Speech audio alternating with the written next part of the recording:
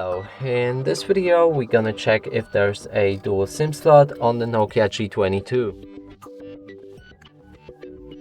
And to do this, first we'll need to locate the slot, and it should be right here on the top left corner.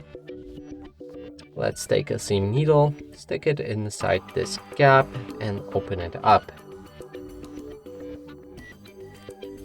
And right here we can see that there's one SIM slot for sure, but okay, there is a dual SIM slot. You can place one card right here and another one right there, but you would need to sacrifice a place for SD card to place SIM card in the second slot.